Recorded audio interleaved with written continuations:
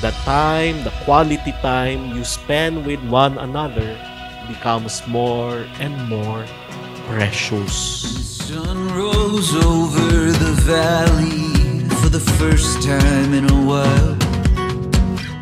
It feels like a new dawn is breaking, and I'm free to laugh like a child. Is this what it feels like to be right where you're meant to be? This is a new beginning. Yeah, this is just a start.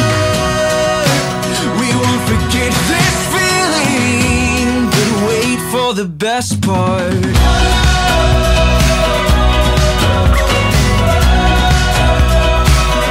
It's a new beginning.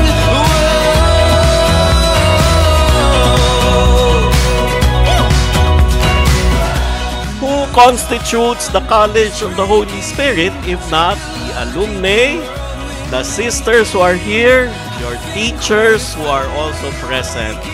And therefore, the College of the Holy Spirit is present here in this gathering. And this is surely blessed by the Holy Spirit amongst us. It's a new beginning.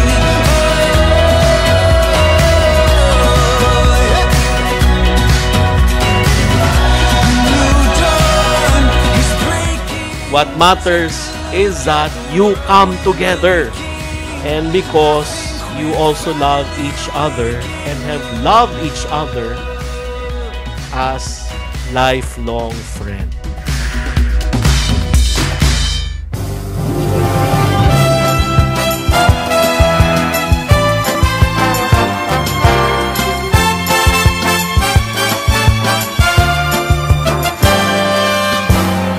Ngayong mundo'y gulong-gulo at lahat tayo litong-lito, pag-ibig sa kapwa-tao. Dear family and friends, a warm and heartfelt welcome to all of you who are here today to celebrate with us 50 golden years of beautiful memories and friendships that have endured the test of time.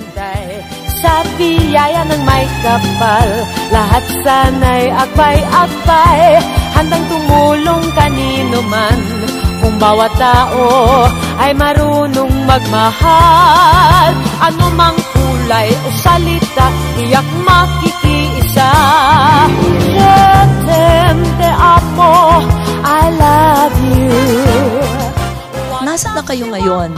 Ano nang nangyari sa buhay ninyo in those 50 long years? You know, the changes in life, your family, your children.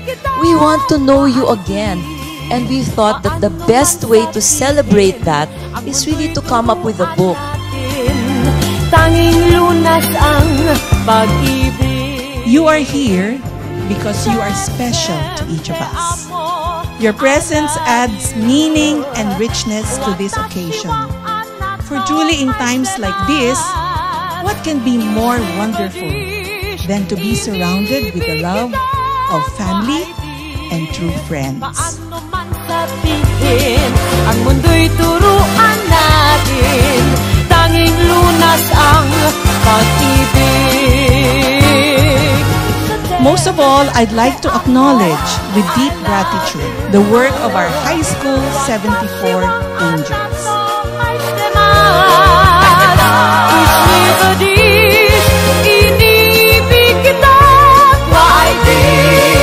Paano man sabihin, ang mundo'y turuan natin, tanging lunas ang pag-ibig.